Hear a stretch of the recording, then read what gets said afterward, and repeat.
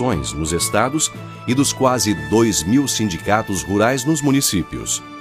Os sindicatos elegem as diretorias das federações e as federações elegem a diretoria da confederação. Na CNA, em Brasília, o foco é a defesa do produtor rural. A diretoria desenvolve ações e projetos para que o homem do campo possa produzir mais, com qualidade e de forma sustentável. E tem o apoio de uma estrutura de técnicos de alto nível, especializados nos diversos temas do agro.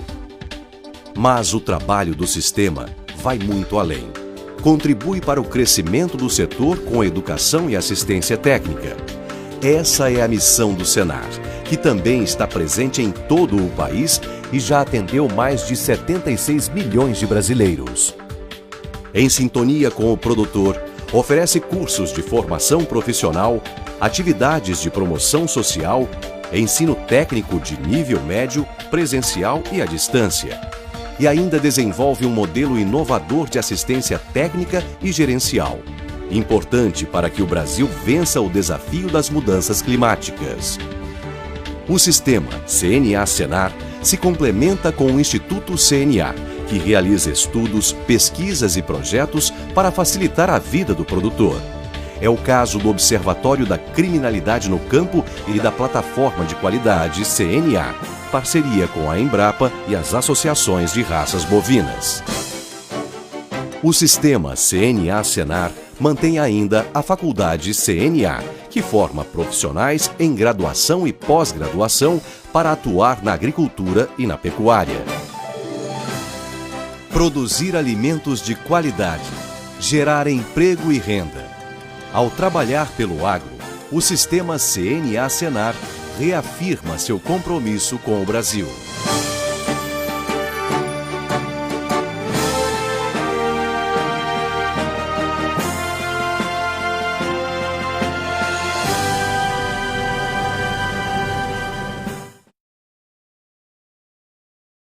O mundo está sofrendo.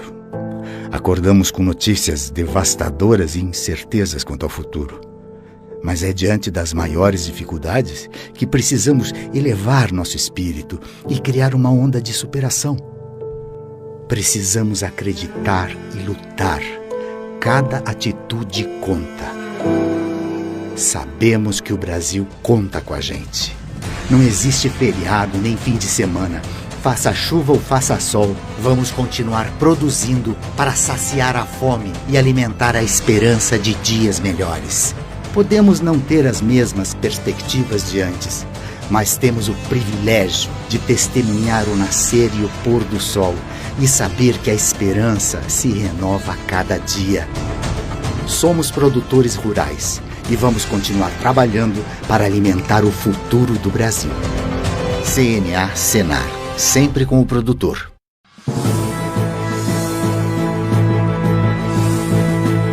O sistema CNA representa mais de 2 milhões de produtores rurais em todo o país. É formado pela Confederação da Agricultura e Pecuária do Brasil, Serviço Nacional de Aprendizagem Rural Senar e Instituto CNA. A representatividade vem das 27 federações nos estados e dos quase 2.000 sindicatos rurais nos municípios. Os sindicatos elegem as diretorias das federações e as federações elegem a diretoria da confederação. Na CNA, em Brasília, o foco é a defesa do produtor rural. A diretoria desenvolve ações e projetos para que o homem do campo possa produzir mais, com qualidade e de forma sustentável. E tem o apoio de uma estrutura de técnicos de alto nível, especializados nos diversos temas do agro. Mas o trabalho do sistema vai muito além. Contribui para o crescimento do setor com educação e assistência técnica. Essa é a missão do Senar, que também está presente em todo o país e já atendeu mais de 76 milhões de brasileiros. Em sintonia com o produtor, oferece cursos de formação profissional, atividades de promoção social, ensino técnico de nível médio, presencial e à distância. E ainda desenvolve um modelo inovador de assistência técnica e gerencial, importante para que o Brasil vença o desafio das mudanças climáticas. O sistema CNA-Senar se complementa com o Instituto CNA, que realiza estudos, pesquisas e projetos para facilitar a vida do produtor. É o caso do Observatório da Criminalidade no Campo e da Plataforma de Qualidade CNA, parceria com a Embrapa e as associações de raças bovinas. O sistema CNA-Senar mantém ainda a Faculdade CNA, que forma profissionais em graduação e pós-graduação para atuar na agricultura e na pecuária. Produzir alimentos de qualidade, gerar emprego e renda. Ao trabalhar pelo agro, o sistema CNA-Senar reafirma seu compromisso com o Brasil.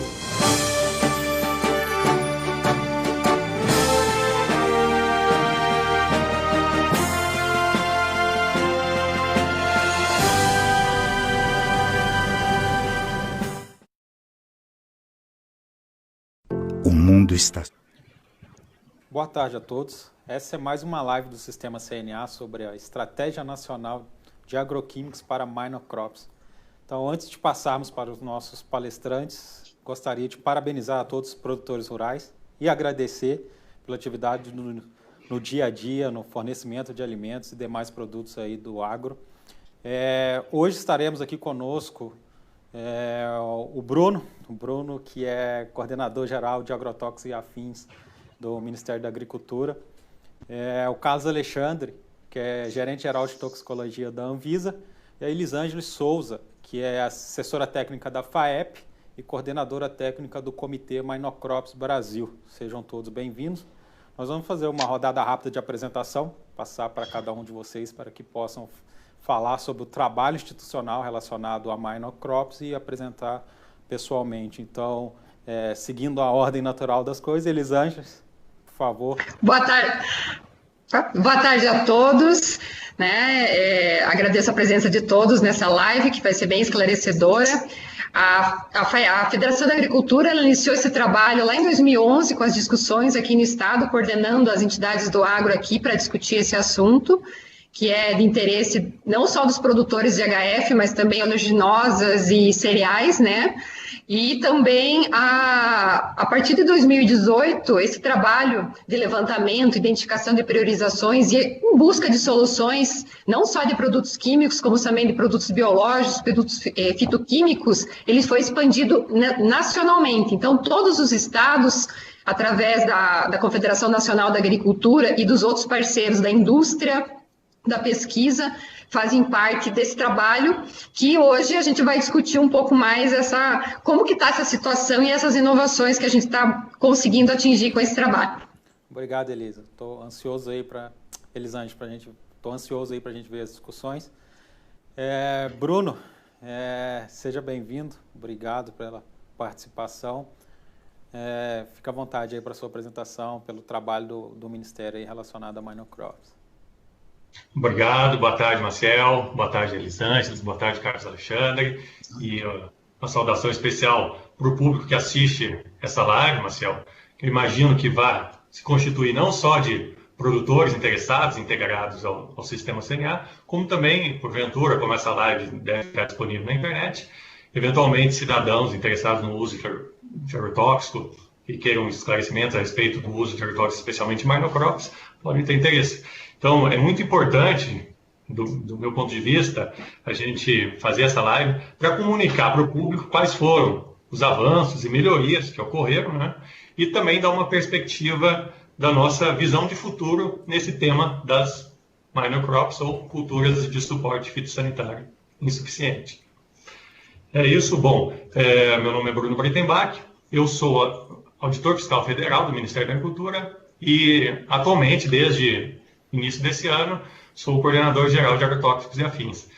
A minha coordenação geral é responsável pelo registro de agrotóxicos no país, conjuntamente com o IBAMA e a Anvisa, cada um faz a sua devida análise dentro da sua competência, né? E somos responsáveis também no Ministério da Agricultura pela fiscalização do uso de agrotóxicos e, recentemente, foi integrada a nossa coordenação, a fiscalização das atividades de aviação agrícola. Obrigado, Bruno. E muito linha para dar continuidade na discussão e de extrema relevância dentro do tema, o Carlos Alexandre, que é gerente-geral de toxicologia da Anvisa. Carlos, seja bem-vindo. Boa tarde a todos, boa tarde, Maciel. Primeiramente, gostaria de agradecer, a Confederação Nacional de Agricultura por esse convite e pela oportunidade, no dia de hoje, Dia do Produtor Rural, nós podemos debater um pouco sobre a instrução normativa conjunta, que já foi muito bem colocada aqui pelo Bruno, que é uma legislação que ela tem que ser trabalhada tanto pelo IBAMA, pelo MAPA e pela Anvisa, e que é um assunto que é internacionalmente conhecido como Minor-Crops. É importante também deixar registrado que o trabalho com essa agenda é um exemplo de sucesso, diria até de uma parceria pública e privada. É um trabalho aí que você tem o setor público representado pelos órgãos que trabalham com o registro de agrotóxicos no Brasil e também pela pesquisa agropecuária brasileira. Nós temos aí vários órgãos envolvidos durante o planejamento dessa instrução normativa conjunta. E o setor privado, faço referência aqui que ele é representado pelas diferentes cadeias produtivas de alimentos, os nossos produtores, para quem essa legislação foi escrita, de forma a resolver um problema sério, que seria a questão de você estabelecer limite máximo de resíduo para culturas que no passado você tinha uma série de dificuldades de ter registros aportados para eles. E também devemos deixar claro aqui a importância das empresas que abraçaram essa causa, compraram esse projeto e fizeram aí nesses anos, vamos dizer aí nesses últimos 6 anos, que foi quando a legislação realmente começou a rodar, fizeram todos aí seus estudos de resíduos e aportaram uma série de projetos que nos deixaram na situação atual, que será discutida aqui durante esse nosso debate. Obrigado, Carlos.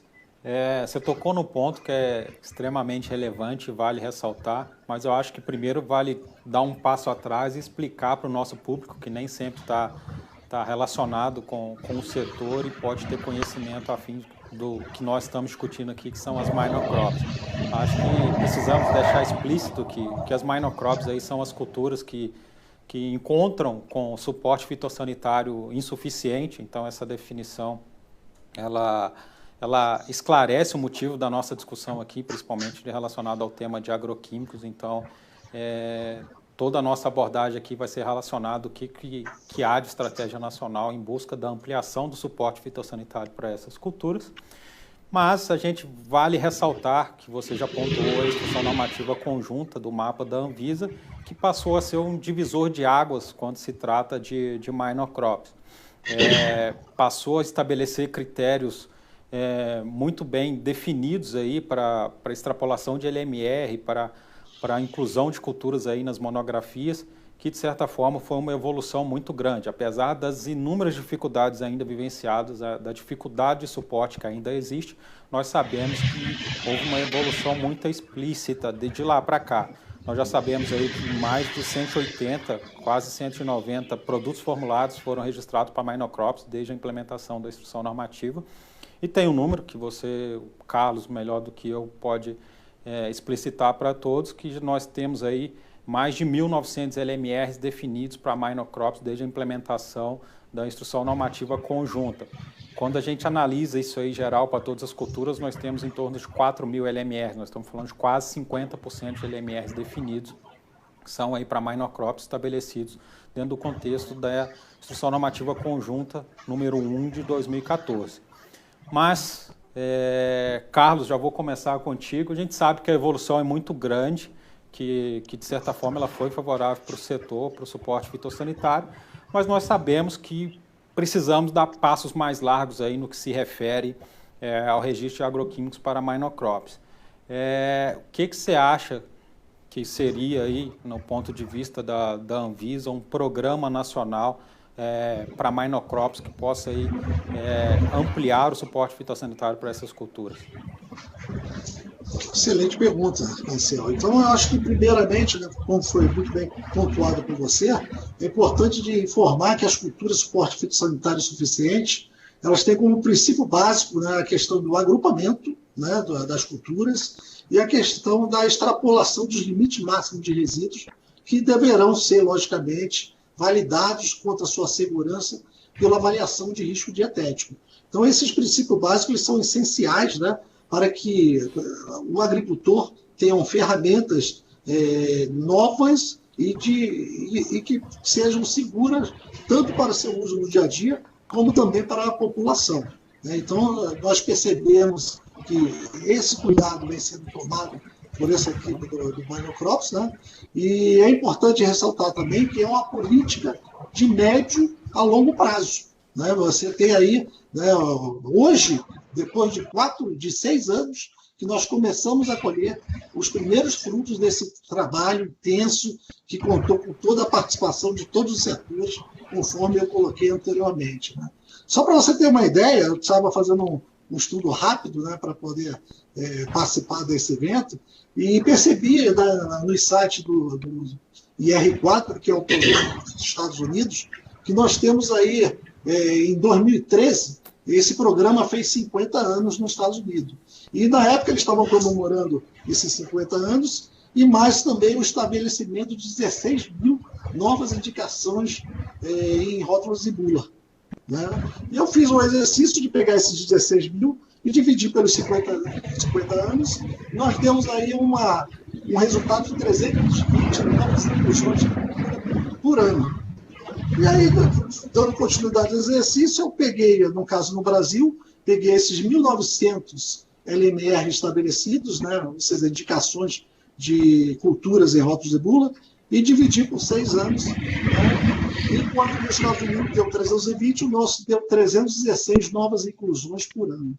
Então, nós estamos no caminho, né, precisamos realmente ver se existem opções, né, de conseguirmos aí avançar um pouco mais, mas a ferramenta, né, no caso a legislação e o trabalho que vem sendo feito, ele vem atendendo aí, no caso, essa questão. Mas esse trabalho também, como você colocou, que é importante que a gente discuta aqui, ele vem sendo muito feito de forma isolada, né, e de forma que não oficial. Né, e quando você observa a questão das monocrops, ela parece que, do ponto de vista do produtor, são culturas que existe retorno econômico, mas do ponto de vista das empresas, as empresas não eram interessadas em registrar. Porém, isso mudou, devido à questão do agrupamento e da extrapolação do LMR.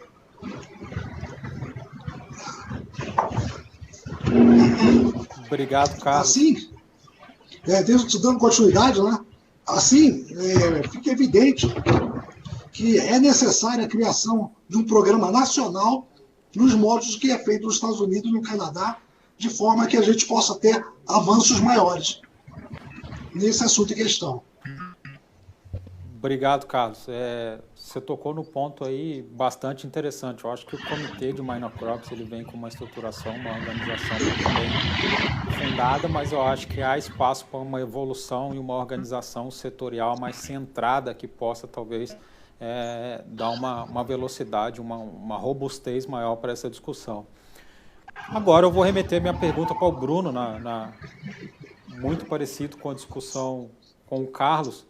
Mas, Bruno, a minha pergunta para você é o seguinte: além dessa articulação que o Carlos falou, você acha que há espaço normativo para a gente evoluir, principalmente no que se refere aí ao aporte de estudos para registro de minor aí, para o Brasil? Qual é a sua opinião?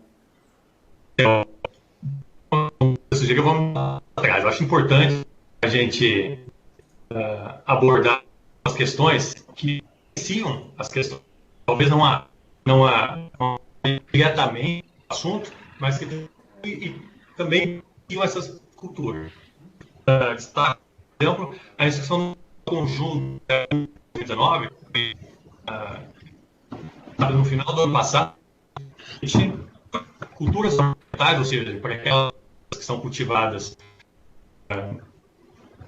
para ornamentais, permite extrapolar e gerações justas a partir não mais vinculadas à cultura. Por exemplo, digamos, tem interesse em fazer uma recomendação, uma praga, a praga X na roseira.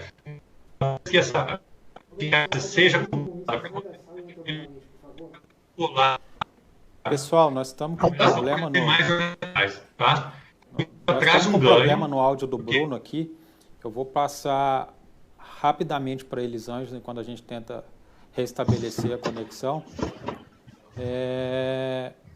Elisângela, o Carlos pontuou a questão de um programa nacional. Com base no seu trabalho aí executado no Comitê Minocrops Brasil, você acredita que a estrutura sugerida para o Carlos e talvez uma alteração normativa seja um caminho aí para a gente aumentar talvez o apetite, o interesse das empresas, aumentar aí o suporte fitossanitário para essas culturas?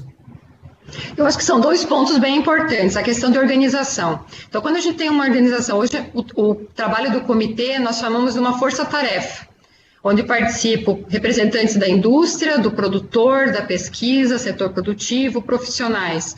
Então, se a gente tiver uma definição através dessa organização de qual competência e qual o meu papel que eu tenho dentro desse trabalho, e junto com uma instrução normativa que possa avançar nisso, né, nessa questão de proporcionar uma maior agilidade, né, proporcionar uma ampliação desse registro para as pequenas culturas, a gente dá uma continuidade, com a institucionalização disso, com a consolidação do nosso trabalho.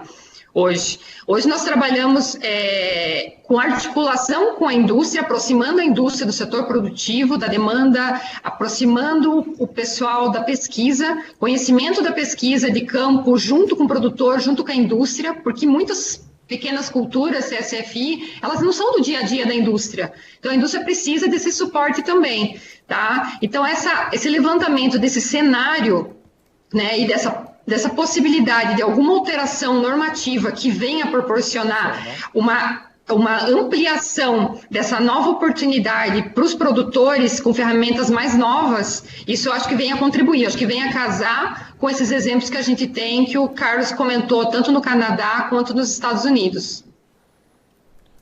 Obrigado, Elis. Nós ainda estamos tentando restabelecer a conexão com o Bruno aqui, mas eu acho que ficou muito claro aí, pelo menos no comentário do Carlos Alexandre e o seu por agora, Elisângela, que a organização setorial é o primeiro passo. Então, tanto com o envolvimento da iniciativa privada como do setor público. Além disso, como nós já discutimos aí em relação ao que já se houve de evolução da norma, por mais que nós criamos critérios e buscamos alternativas para solucionar o problema, em momento algum a eficiência agronômica, a segurança do consumidor e a proteção ao meio ambiente ela foi deixada de lado. Ou seja, a estrutura da norma, do estabelecimento dos grupos, dos subgrupos, da definição das culturas representativas, talvez isso não é claro para todo mundo, mas ela traz uma lógica muito racional, primeiro do ponto de vista dietético e também do ponto de vista de eficiência e aplicabilidade agronômica. Então, às vezes resta essa dúvida, mas, como o Carlos pontuou, eu acho que nós temos condição de dar passos mais largos e creio que outras iniciativas que possam vir aí, talvez ampliar o desejo das indústrias de estar aportando esses estudos, de estar aportando produtos, possa vir a contribuir. Como nós sabemos, a problemática maior de minor crops, ela está relacionada vamos dizer, o percentual de área, o conceito de minor ligados a elas, que talvez não tenha esse estabelecimento ou essa atração comercial para as indústrias. Então, só para fazer um comentário, Marcelo, claro, cara. Eu acho que esse é basicamente o ponto, né? Se a gente perceber né, que, na verdade, o Brasil ele tem diversas culturas que você tem uma grade mínima para utilizar agrotóxicos, e as monocrops elas não tinham essas ferramentas. E o impacto que essa ausência de ferramenta tem para a imagem da agricultura brasileira era muito grande, muito negativa.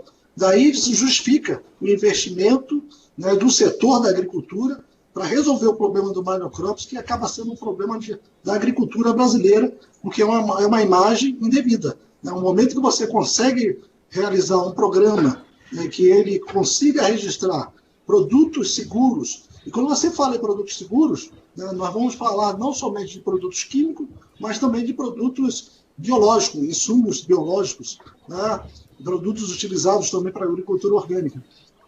Todos esses produtos, eles vêm contribuir com o produtor de uma maneira que você tenha condições de controlar seus problemas e melhorar a qualidade e a segurança do seu produto e a sua competitividade no mercado interno e no mercado de exportação.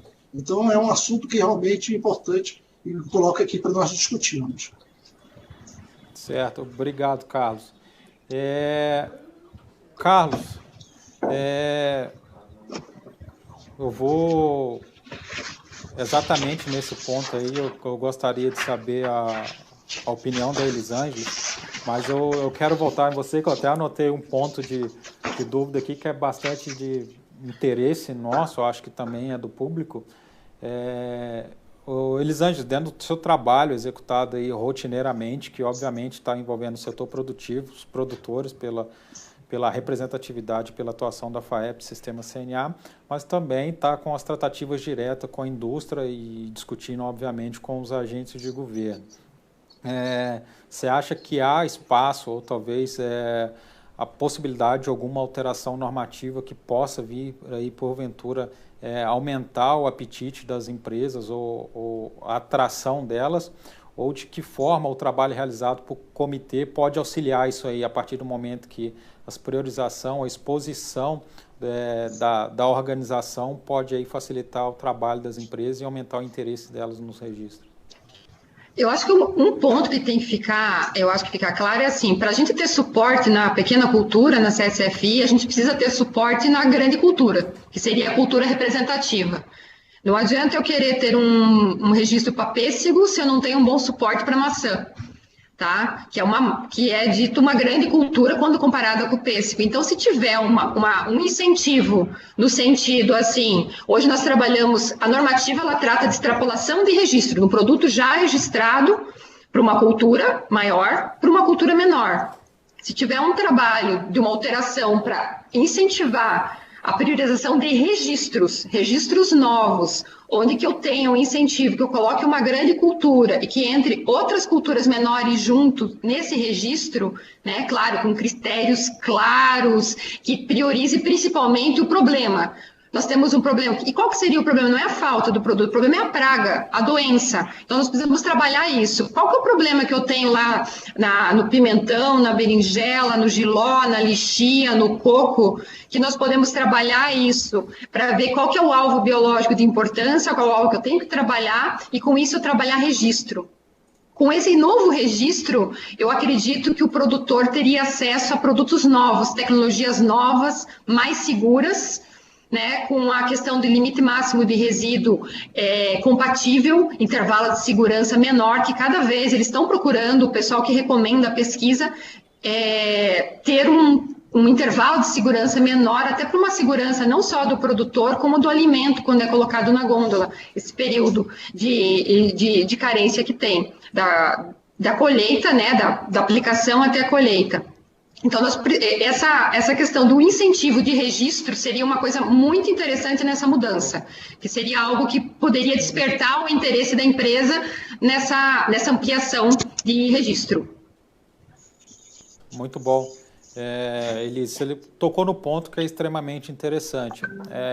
Carlos, eu acho que seguindo a lógica do que seria a sugestão da Elise, eu vou direcionar a pergunta para você. Vamos fazer um seguinte exercício prático. Suponhamos que na lista de priorização de registro nós tenhamos aí, por exemplo, 2 princípios ativos com a intenção de ser registrado com um alvo específico da soja, por exemplo. Você acha que há espaço normativos para a gente poder valorizar, por exemplo, entre esses dois ingredientes ativos de duas empresas diferentes, aquele que contenha minor aí dentro do processo de registro? Vamos supor, um tem 20 minor e outro tem 2. O que tenha 20 ser um critério de desempate de priorização, seria um meio de estimular as empresas a estar trabalhando aí com minor? Você acha que há espaço dessa alteração normativa? Nesse assunto, realmente, eu não tenho dúvida, foi uma excelente ideia, inclusive do pessoal do Ministério da Agricultura. Acho que a gente pode aproveitar até o Bruno, que acho que conseguiu retornar, né, para ele poder fazer uma explicação, mesmo que seja por áudio, né, que eu não sei se nós estamos com o vídeo dele, mas o Bruno ele poderia abordar com mais propriedade sobre esse assunto. Marcelo, vocês estão me escutando, me vendo? Ô Bruno, a gente conseguiu te ouvir, a gente retomou a conexão, vai ficar sem imagem por um instante, mas eu vou repassar a pergunta que eu acabei de fazer para o Carlos Alexandre aqui. O que há de possibilidade, por exemplo, do mapa para ampliar o apetite das empresas em participar no aporte de ingredientes ativos de produtos aí para minor. Nós acabamos de falar aqui, a Elise tocou no ponto que o Carlos concordou de ser interessante, de valorizar aqueles que contenham minor aí, por exemplo, no processo, como critério de desempate aí no momento da priorização. Você acha que é uma possibilidade, o Ministério tem aventado essa alternativa aí? Desculpa, minha conexão aqui caiu. Eu estou acessando agora pelo celular, tá, Marcelo? Mas vamos lá. Acho super apropriado, isso é uma ideia que nós estamos maturando dentro do Ministério da Agricultura, dentro do contexto de prioridades. Então, para explicar para o público que está nos assistindo, um produto químico convencional, não um biológico, um microbiológico, que tem... esses produtos químicos, eles levam aí 4, 5, 6 anos para serem analisados, porque tem uma demanda muito alta, as equipes são reduzidas. Então, o que acontece? A necessidade fitossanitária do país, ela tem certas urgências. Existem pragas que são muito importantes para algumas culturas, existem pragas que adentram o território nacional, como foi o caso da helicoverpa, e elas acabam se tornando, não emergências fitossanitárias, mas urgências dos setores envolvidos. Bom, então, para isso, a gente acaba, a cada 1 ano e meio, aproximadamente, o Ministério da Agricultura lança uma lista de prioridades. Do que se trata? São produtos, ou são processos, que, se eles estavam lá, eles eram o 140º na lista de análise, eles são adiantados, a análise deles é trazida para uma outra fila prioritária, e isso acaba trazendo benefício, o produto entra mais cedo no mercado. Entretanto, tanto a CGU quanto o Tribunal de Contas da União têm cobrado maior transparência para a seleção desses processos. Bom, então, como nós temos... Nossa ideia para a construção da próxima lista foi a seguinte: nós vamos estabelecer algumas regras, já iniciamos por meio de 2 etapas. A primeira, determinar quais são as práticas prioritárias. Para isso, nós encaminhamos para cada Câmara Setorial um questionário, onde essas câmaras, os representantes que lá estão, responderam quais são as práticas prioritárias para aquelas culturas. Nós tivemos aí umas 460 pragas. Agora estamos usando uma ferramenta que é o Analytical Hierarchical Process, que é uma ferramenta utilizada por diversas empresas e pela Embrapa para tomada de decisão. Através dessa ferramenta, Marcelo, nós vamos reduzir aí para algo entre 10, 15, 20 pragas que serão prioritárias. E aí a segunda etapa é justamente selecionar quais são os produtos fitossanitários que vão ser priorizados. Bom, para essa seleção nós temos que ter critérios claros, transparentes para a sociedade, para os interessados. E entre os critérios vão certamente estar importância econômica da cultura, impacto da praga, né? E um dos critérios, estamos maturando a ideia de que seja a quantidade de minor crops que estejam na bula do produto, na bula proposta do produto. Dessa maneira, a gente usaria o critério das minor crops como critério de desempate. Vamos dar um exemplo aqui, ilustrar para ilustrar bem, ficar mais claro para quem está escutando, Marcel. Imagine que a ferrugem da soja, que é uma praga que possivelmente vai continuar sendo prioritária, seja lá selecionada, né, e tenham 5 novos produtos, 5 ingredientes ativos novos na fila aí de registro, aguardando a análise e o registro. Bom, como a lista de prioridades historicamente tem entre 50 e 70 produtos, nós não podemos adotar os 5, porque vão haver outras pragas. O bico do algodoeiro pode ser outra, pode ter uma doença do trigo que vai ser prioritária. Então, digamos que a gente tem que selecionar 3 das 5, tá? O critério de desempate para determinar quais são as 3 dessas 5 pode ser a quantidade de minor crops na bula deles. Isso pode, eu tenho absoluta certeza, gerar apetite das empresas titulares de registro para sensibilizá-las, né, gerar apetite para que elas abordem a questão de minor crops com uma ênfase maior. Muito bom, Bruno. Eu acho que é uma excelente notícia para quem trabalha com minor. Eu acho que é uma excelente notícia. Primeiro, por 2 pontos. Chegar moléculas novas para minor. Então, quando a gente está falando de extrapolação, na maioria das vezes aí são moléculas que não são recentes. Então, chegar moléculas novas, nós estamos falando aí de produtos mais eficientes, mais sustentáveis, menos tóxicos e outros critérios aí estabelecidos. O segundo ponto que eu acho que é positivo para todo mundo, independente de ser tratado como minor ou não, é a questão da transparência. Eu acho que você criar um normativo que estabeleça esses critérios com toda a transparência, isso aí é positivo para o setor produtivo, isso aí é importante para as empresas, é importante para todo mundo.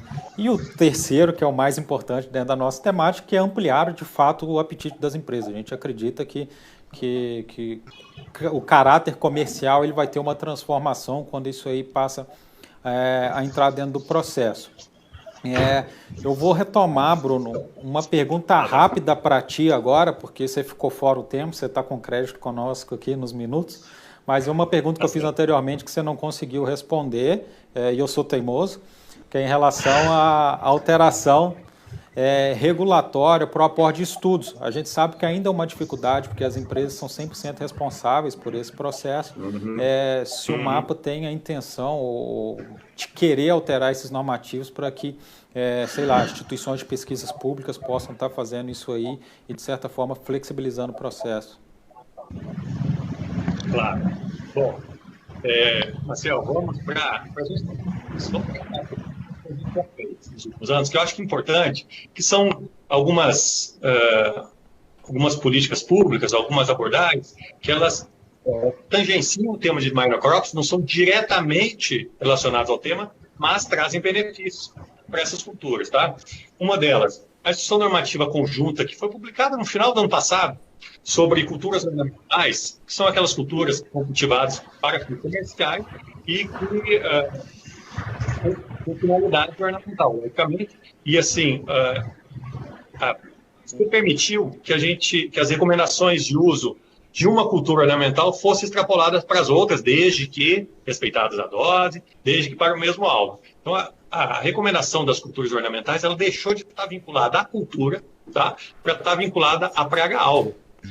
E plantas ornamentais também são uma minor crop, apesar de não serem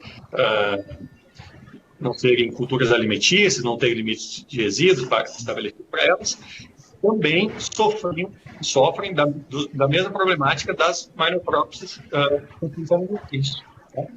Bom, quando a gente fala de vínculo entre o ativo e a praga-alvo, desvincula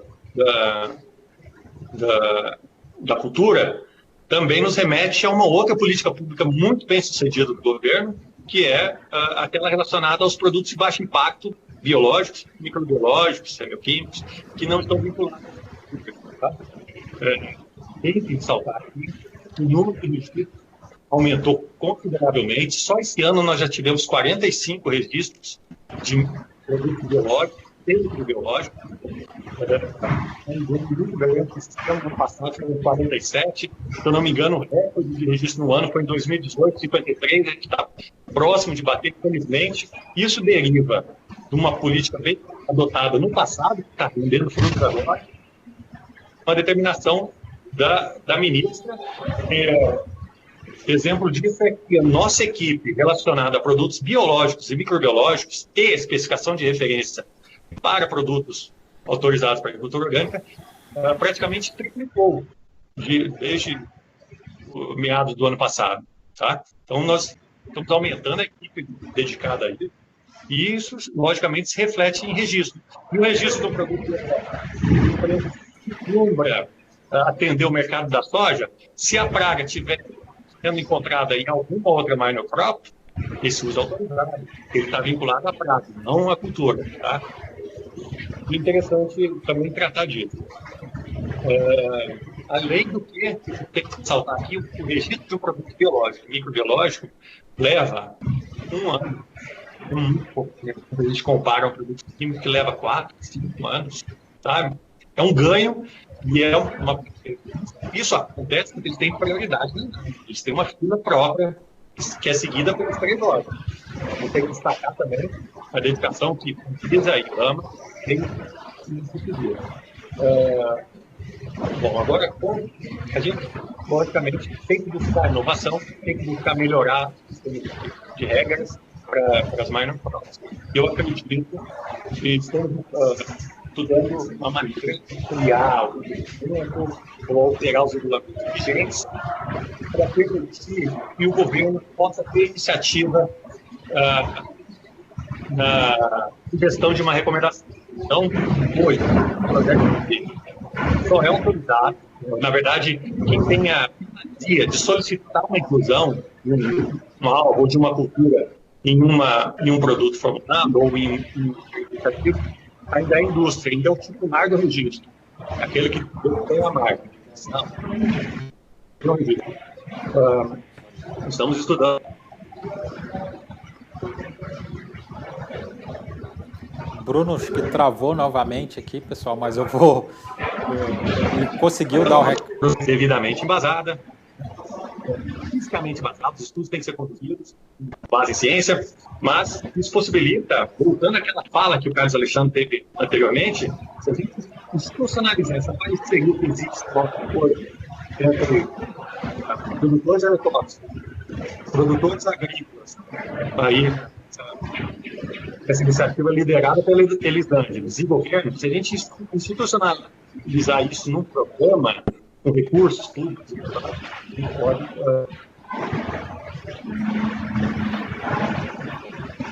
Pessoal, o Bruno travou, mas eu acho que nós conseguimos captar o estado da arte aí.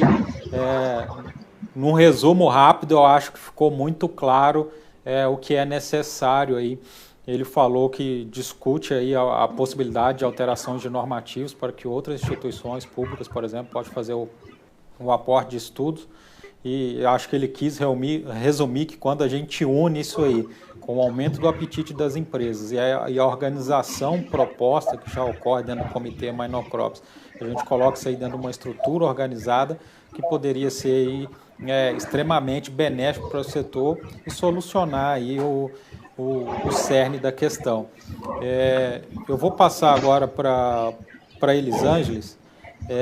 Elisângela, de forma geral, como que você analisa aí as 3 propostas, as 3 sugestões, vamos dizer assim, se a gente for resumir a live, né, numa estratégia nacional, eu acho que a gente já conseguiu ter 3 linhas de ações aí muito claras, que é aumentar o apetite das empresas, possibilitar o aporte por outras instituições e a constituição de um programa nacional. Como que você avalia essas 3 frentes aí dentro do trabalho realizado pelo Comitê Minor Crops Brasil? Eu acho que um ponto importante é que esse assunto, como eu falei, desde que ele foi institucionalizado, a INC, ele não saiu de pauta. Então ele vem evoluindo e cada vez mais nós estamos conseguindo consolidar algo muito importante. Não está institucionalizado, é o nosso caminho através de um programa, do instituto, de algo nacional, mas a gente está se conversando melhor. A gente tem lá, como eu sempre brinco, um quebra-cabeça, né? Nós temos a indústria, nós temos o governo, nós temos o setor produtivo, nós temos a pesquisa, nós temos profissionais. O quebra-cabeça está com algumas arestas ainda para juntar. Mas eu acho que a iniciativa de a gente ter algumas alterações normativas, né, que venham a beneficiar, por exemplo, aquele princípio ativo hoje, né, que hoje a gente tem uma dificuldade, que a empresa faça esse aporte desse estudo, onde o governo sinaliza essa possibilidade de autoração, junto com participação, de parceria para fazer esse estudo, tá? Mas dentro de todos os critérios de segurança, porque não é só extrapolar, liberar. Sim, o setor produtivo precisa que esse produto seja seguro e seja eficiente, né?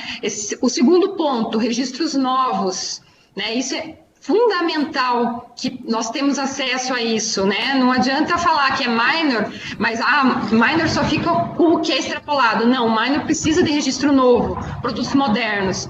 Eu acho que essa evolução, ela se faz necessária para a gente começar uma nova onda, né? Uma nova onda na questão de discussão de minor, uma nova onda para ampliação desses registros, né? E a consolidação dessa parceria desses setores que eu citei para vocês aí, né? Cada setor ele tem um papel importante, ele não pode ser trabalhado de forma isolada. Não adianta o produtor ter uma indicação que ele precisa de algo para fazer controle, o governo também não ter uma melhoria dos processos internos, a indústria também, ela também entender, discutir junto com a pesquisa e junto com os produtores essa proposta de solução, mas também de soluções novas. Então, é um conjunto de variáveis que eu acho que se a gente conseguir evoluir, nós vamos avançar muito nessa ampliação e agilidade dos registros para pequenas culturas. Obrigado, Elis. Carlos, quer pontuar em relação às sugestões do Bruno? Sim, vamos primeiro dizer, né, que a INC, né, 01 de 2014, ela trouxe algo, né, isso agora estou até enxergando aqui agora, conversando com vocês, que foi muito importante, que foi a organização das cadeias produtivas. Nós conseguimos observar que os produtores que antes não eram organizados, atualmente eles estão organizados, fazendo reunião, demonstrando as suas demandas. Então, é algo que é realmente muito interessante de se observar, e nós, do governo, não podemos, logicamente, fechar a porta, né, de novas visões, né, visões que estejam embasadas na ciência e que respeitem a questão básicas, né, que a Anvisa sempre tem como prioritárias, que é a saúde do trabalhador rural, o homem do campo, né, que vai ao campo produzir a nossa alimentação. O setor de minocrops é um setor importantíssimo, ele emprega aí aproximadamente mais de 7 milhões de pessoas, né? Existem trabalhos aí que na Câmara de Hortaliça foi colocado para cada hectare você tem 2,4 empregos gerados, então não é um setor que para deixar de lado, é um setor que precisa ser muito bem trabalhado, né? E o Minocrops ele vem aí para poder dar força para esse setor e fazer registro de produtos que sejam seguros, né? Não só para os trabalhadores rurais, mas também para o pessoal, né? Para os consumidores que consomem esses alimentos que são tão importantes para a saúde da população, né? Você tem frutas e hortaliças que são produtos que podem tirar doenças crônicas, né? De forma que o país ele tem aí uma alimentação muito diferenciada quando comparada com outros países desenvolvidos que têm problemas de hipertensão, problemas de obesidade, graças a uma oferta de frutas e hortaliças tão grande que nós temos. Então o mapa, né, ele tem essas propostas de alterações que venham seguir as mesmas estratégias que a instrução normativa de 2014 propôs, né, ou seja, respeitando principalmente a questão da avaliação de risco como um todo, né, de forma que a gente possa aí trazer alternativas para o setor. Obrigado, Carlos. Você tocou em 2 pontos que eu acho que é extremamente relevante. Então, são propostas, são inovações que estão em discussão na mesa, mas em momento algum ela abre mão dos critérios agronômicos, de segurança para a saúde e do meio ambiente. Então, eu acho que isso é extremamente relevante e vale, eu acho que tem que ficar claro para o nosso público que está nos ouvindo que Quando falamos em aumentar o suporte fitossanitário, nós estamos falando em aumentar ferramentas para que esses produtores tenham condição de trabalhar, mas em hipótese alguma a eficiência agronômica, a saúde do aplicador, a saúde do consumidor, bem como os recursos naturais não podem estar em risco, não podem estar comprometidos dentro dessa discussão. Eu vou aproveitar, Carlos, está chegando as perguntas das nossas redes sociais, já tem uma aqui que eu vou direcionar para você, tem outra para o Bruno aqui, e possivelmente já tem uma para eles também. O Guilherme Mafra, ele quer saber, Carlos, se existe discussão ou expectativa de revisão dos filtros de restrições da Anvisa. Quais seriam as mudanças? Sim, na verdade, esses filtros foram extremamente importantes, né, para poder qualificar, né, os projetos que entraram para o Minocrops. E o resultado realmente foram sensacionais. Né? Nós temos aí, né, resultados de que na época que a classificação era de 1 a 4, né, nós tínhamos aí 80% dos produtos que entraram para a Minocrops sendo produtos de classe 3 e 4. Né? Hoje em dia, isso com certeza, a gente, se for fazer uma análise da classificação dos produtos, eu tenho certeza que a gente não vai ter nenhum do classe 1, né, e poucos, né, de classe 2 e 3. Vamos ficar tudo na classe, né, menos tóxica. Então, isso foi um ganho muito grande, uma preocupação grande na época, principalmente que era aí uma inovação. Né? Então, nós precisávamos tomar uma série de cuidados para ter moléculas mais seguras, tanto para o meio ambiente como para a saúde da população. E vencido isso, né, nós já estamos prevendo, né, essa questão, principalmente com os avanços da nova publicação da RDC 295, de 2019, em que nós estamos fazendo agora a avaliação do risco dietético, não somente crônico, mas também agora a avaliação do risco dietético agudo. Então já foi um grande avanço e nós estamos aí trabalhando também numa legislação de avaliação de risco ocupacional e assim que sair essa avaliação de risco ocupacional, provavelmente esses filtros, né, com exceção daqueles de proibição para uso postal, né, eles não serão mais usados, e sim será feita a avaliação do risco dietético e avaliação do risco ocupacional. Muito bom, Carlos. Inclusive, a ideia do Bruno na questão da priorização vai muito de encontro, né? Nós registrarmos produtos novos, chegar produtos novos à Minor, sem sombra de dúvidas, nós vamos estar oferecendo produtos a classes tóxicas, as classes menos tóxicas aos produtores, para a sua rotina, para o seu ambiente de trabalho. Vou direcionar a outra pergunta para o Bruno aqui, é do Moacir Hellman. Ele quer saber, Bruno, se produtos com ingrediente ativo novo, ainda não registrado no Brasil, exclusivamente para HF Minocrops, poderia ter uma priorização diferenciada pensando no manejo de resistência?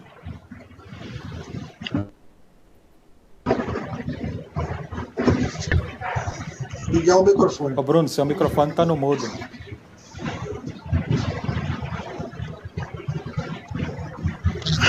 Pegadinha.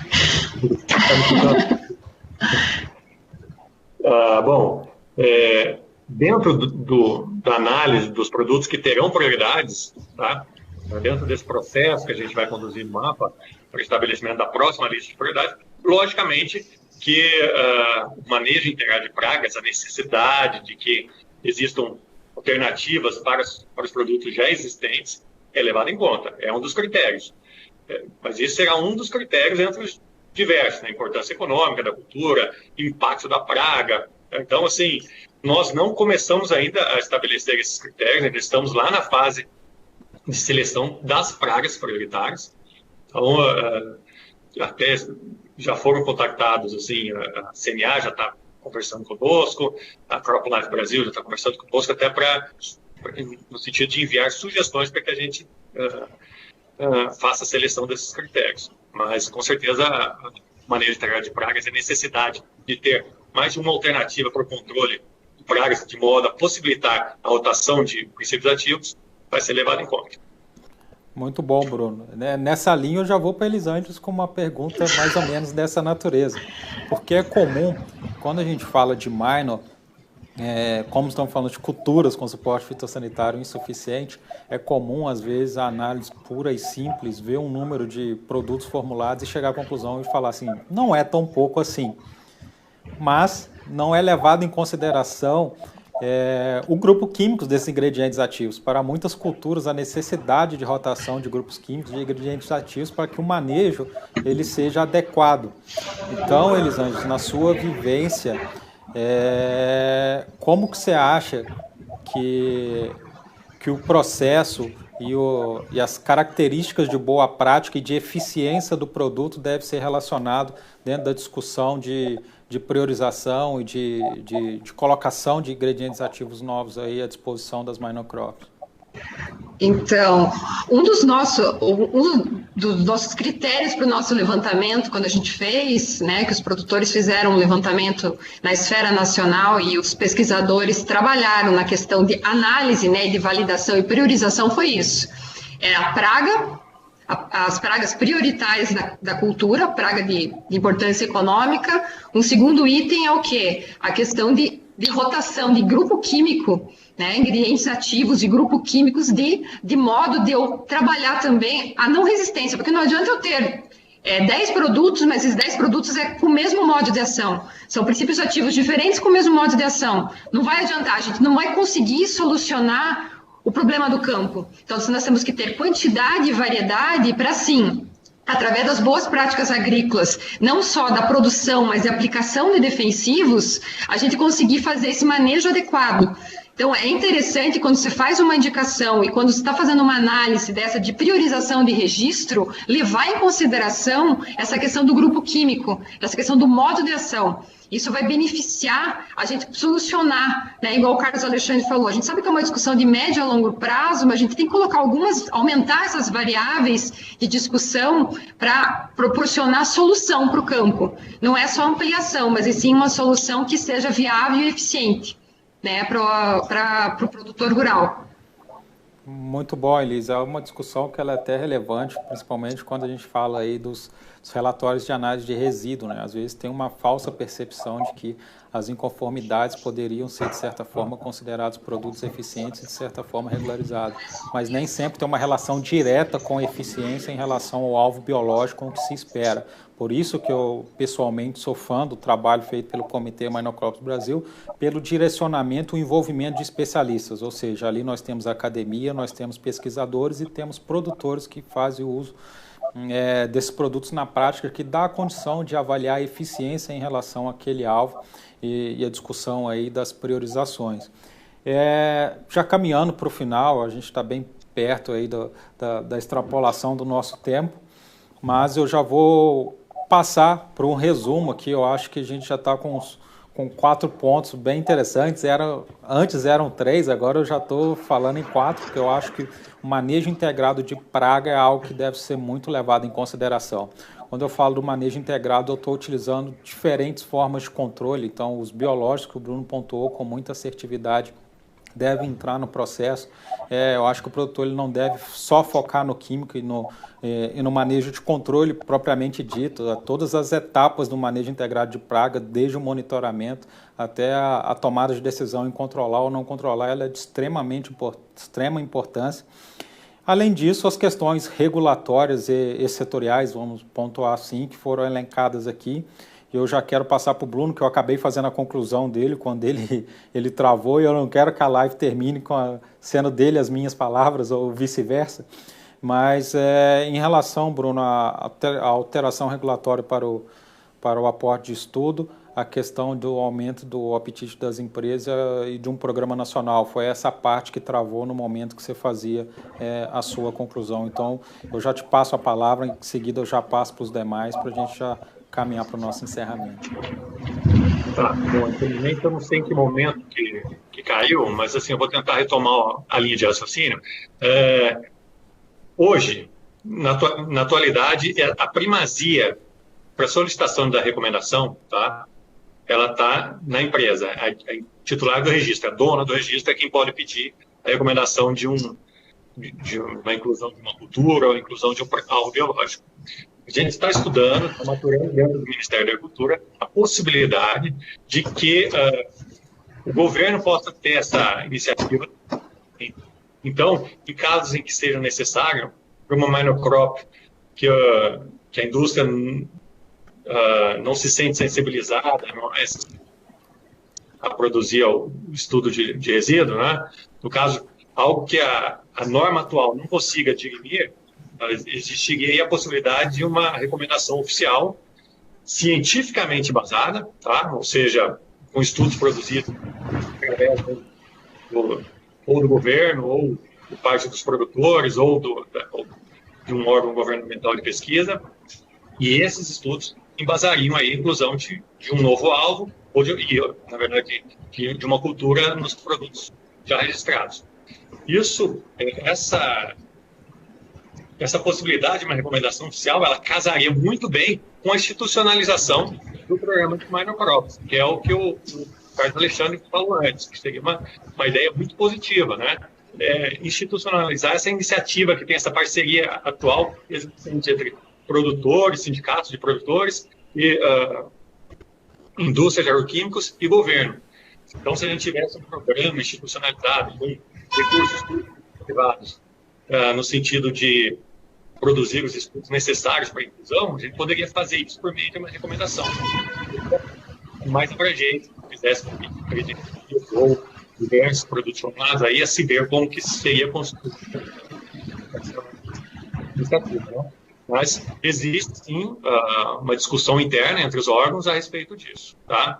E visto com muito bons olhos por parte do Ministério da Agricultura, que a gente acredita que poderia ser uma solução, aliás, poderia potencializar o sucesso que a INC de Mônaco já efetuou. Obrigado, Bruno. Vou passar para o Carlos. Começou a chegar perguntas do pessoal aqui nas redes, eu acho que algumas até bem interessantes, acho que vale até a pena pontuar algumas, Carlos. A Marciele Pandolfo parabeniza pela live, pela abordagem de todos, então vocês já estão de parabéns até aqui. Mas ela deixou uma pergunta, ela quer saber se há possibilidade de alteração aí da IN 01 para extrapolação de dose ativo, como foi feita na de plantas ornamentais. Então, eu estou direcionando a pergunta para o Carlos, mas se o Bruno quiser opinar aí também, se isso aí já chegou na mesa aí na discussão, ao passo que é uma instrução normativa conjunta. Na verdade, nós podemos informar que a questão da ornamental é uma questão mais específica, né? São vegetais, né, que eles não têm a função para alimentação. Logo, a questão de a inexistência do estabelecimento do limite máximo de resíduo, ela possibilitou que nós pudéssemos agrupar em grandes grupos, né, e no caso não colocar mais como culturas, né, e sim colocar como um sistema de produção de plantas ornamentais cultivadas em campo aberto ou plantas ornamentais cultivadas em sistema fechado, né, por essa questão de não serem destinadas para alimentação. Toda vez que você tem uma cultura que ela faz parte da dieta alimentar de uma determinada pessoa, o estabelecimento do LMR ele é essencial, né, uma vez que a avaliação de risco dietético é utilizando o LMR estabelecido para cada cultura e vendo qual seria o impacto desses resíduos formados em todas as culturas, né? Uma vez que essa quantidade de resíduo ingerido diariamente não cause problema no impacto na ingestão diária aceitável, nós podemos aí registrando novas culturas para esse determinado agrotóxico. E também, logicamente, atento ao valor do LMR, que ele é estabelecido pela avaliação do risco dietético adulto. Então, ornamentais é um caso específico, e por ser um caso específico, foi trabalhado à parte, né? Então, questão de culturas alimentares, nós precisamos muito ter esse controle, né, do LMR, para quem ele está sendo extrapolado, de forma que possamos garantir a saúde dos consumidores de frutas, hortaliças e vegetais, de um modo geral. Obrigado, Carlos. Tem outra pergunta aqui, vocês podem dividir entre vocês aí, quem gostaria de responder, mas está relacionado, foi feita pelo Heitor Ferreira Júnior, sobre os produtos microbiológicos, Bruno. Ele já disse ele disse, né, que os microbiológicos já possuem prioridades, ou seja, ele sendo registrado para minor crops possuiria mais avanço na priorização. Eu fiz questão de colocar essa questão na mesa para você conseguir diferenciar aí, os procedimentos de registro das duas etapas. Eu acho que vai ser esclarecedor para o público. Bom, esclarecendo para a pessoa que perguntou, veja bem, os produtos biológicos, eles são, as recomendações deles são para o alvo biológico, tá? Não só para a cultura.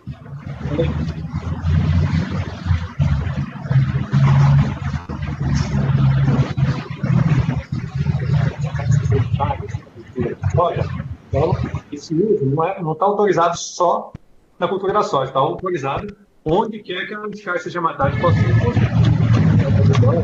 aplicada de coberta, se ela foi encontrada numa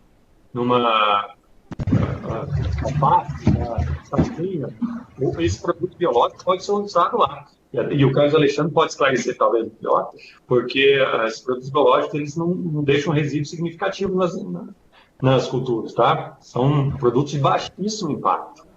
São bactérias turingêncies, são produtos a gente pode considerar como naturais no controle de praga.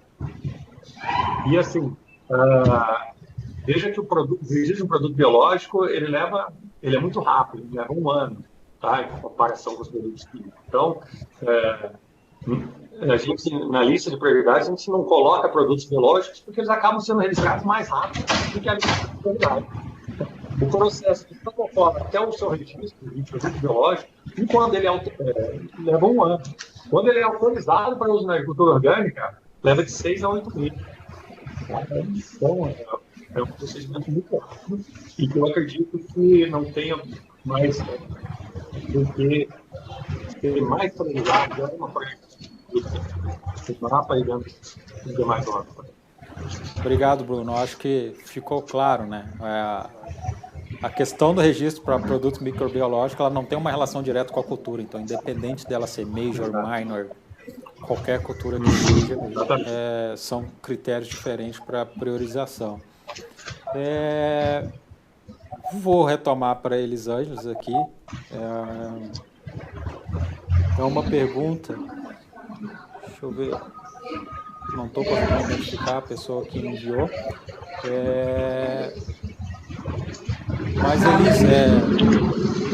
como que está hoje a questão do envolvimento das empresas dentro do processo de registro? Você que está dentro da discussão já há alguns anos, então, se puder fazer um divisor de água antes e depois do trabalho do comitê, como que essa organização aí melhorou a atuação das empresas?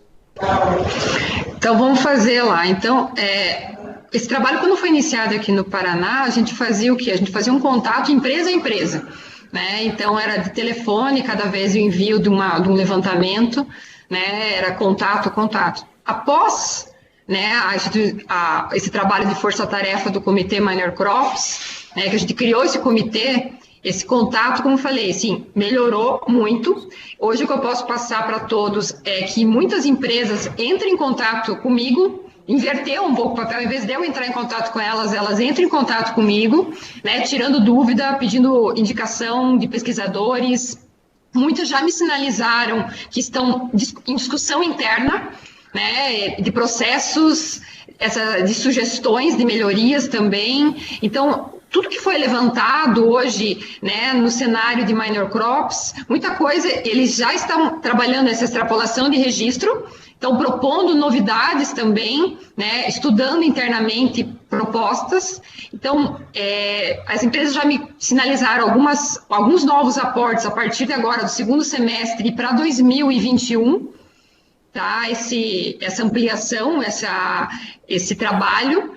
E, como eu te disse, eles estão discutindo muito essa aproximação que nós tivemos, essa sintonia entre os setores, de se conversar isso muitas empresas relataram que saiu um pouco da zona de conforto, né? O pessoal começou a vislumbrar que minor não é tão minor assim, ele não é tão pequeno, ele tem uma importância econômica. Se eu trabalho com alface, eu sei que a alface eu produzo numa área pequena, mas eu multiplico essa área a cada 40 dias, a cada 30 dias, por muitos produtores, ela acaba ficando grande. E também empresas pequenas hoje, que elas não se interessavam por minor, não conheciam esse trabalho, começaram a entrar em contato com a gente, saber como que elas podem se agregar, como que eu posso contribuir com o trabalho de vocês. Então, não só as empresas tradicionais, como outras empresas, em razão desse trabalho que se tornou nacional, ele está sendo benéfico para manter a discussão acesa em todos os setores, contribuindo, porque a participação de todos é fundamental, né, nessa discussão. Muito bom, Elis. Eu acho que o principal trabalho do comitê, aliás, um dos principais, é porque quando a gente analisava as minors por separado, a relevância econômica dela para uma empresa era ínfima. Mas quando o comitê conseguiu unir uma gama extensa de culturas, ela passou a ver que aquele ingrediente ativo ele tinha possibilidades para diversas culturas e o somatório dela teria uma relevância econômica. E isso aí, sem sombra de dúvida, foi um dos pontos de extrema importância para a ação do trabalho, que eu acho que tem avanços aí com as propostas já indicadas. Eu acho que nós temos muito a ganhar aí no futuro relacionado a minor crops. E vale destacar que durante toda a discussão, nós nunca fizemos a tradução de minor crops ao pé da letra, né, de pequenas culturas, porque nós sabemos que não são pequenas, que elas têm uma relevância econômica regionalmente, elas têm uma importância social muito grande e são produtos que, na maioria deles, nós consumimos frescos, estão relacionados com a nossa alimentação diretamente. Então, o tempo inteiro nós estamos tratando como cultura com suporte fitossanitário insuficiente, porque nós temos a total certeza que na região onde elas estão localizadas, para aquelas cadeias produtivas, para aqueles produtores, são culturas grandes e de extrema relevância.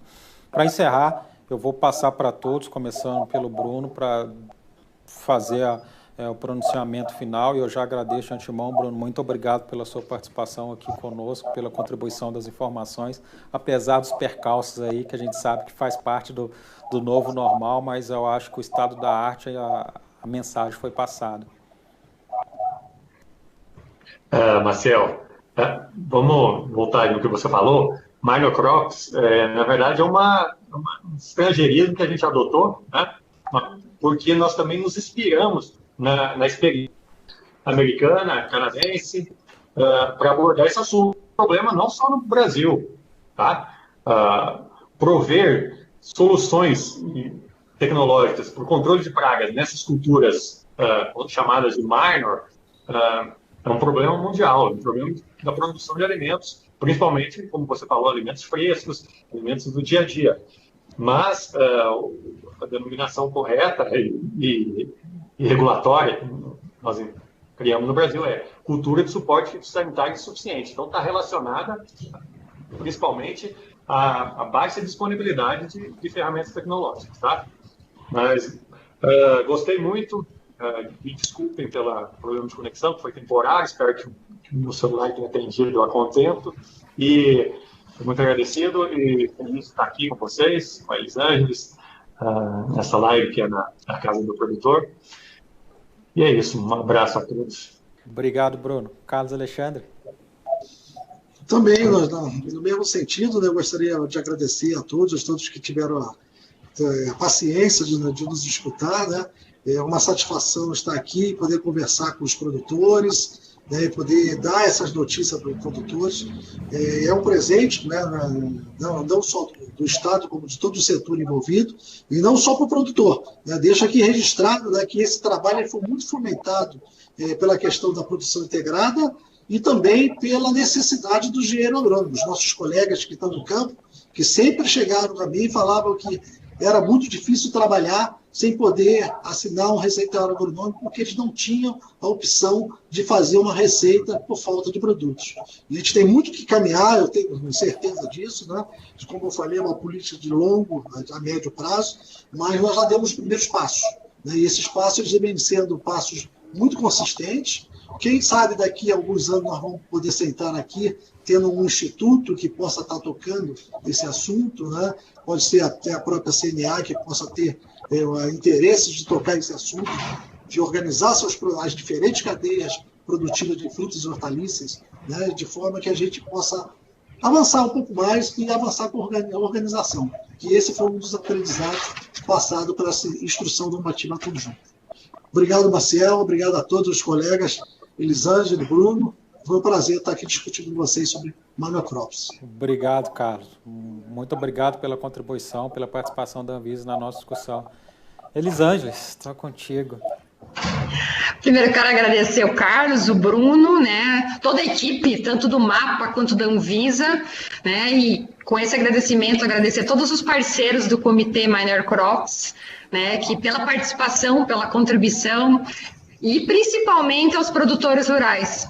Não só os produtores aqui do Paraná, desde o início do trabalho, que foi a concepção aqui do Estado, que incentivaram, que me incentivaram, que colocaram como prioridade dentro da nossa comissão técnica de hortifruti, mas agora eu estendo o agradecimento para todos os produtores do Brasil, que muitos falam, não desista, né? Vamos lá, conversa com todo mundo, continua lá, e nós com certeza vamos continuar a esse trabalho, e agora com todos, com essa sintonia que a gente conseguiu nesses 2 anos, que agora vai fazer dia 29 de setembro, se não me engano, é 27 de setembro, 2 anos desse comitê, né, desse trabalho do grupo, e vamos avançar cada vez mais.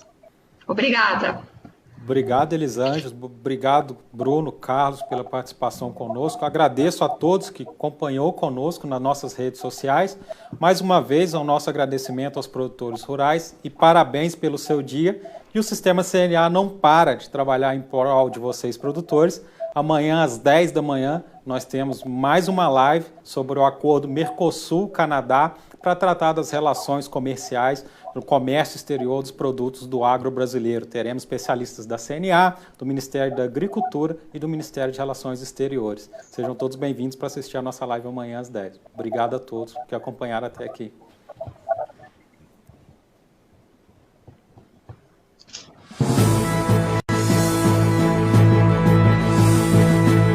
O Sistema CNA representa mais de 2 milhões de produtores rurais em todo o país.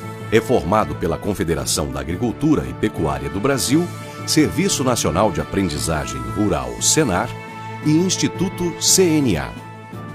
A representatividade vem das 27 federações nos estados e dos quase 2.000 sindicatos rurais nos municípios. Os sindicatos elegem as diretorias das federações e as federações elegem a diretoria da confederação.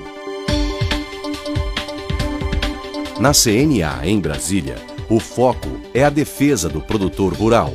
A diretoria desenvolve ações e projetos para que o homem do campo possa produzir mais, com qualidade e de forma sustentável.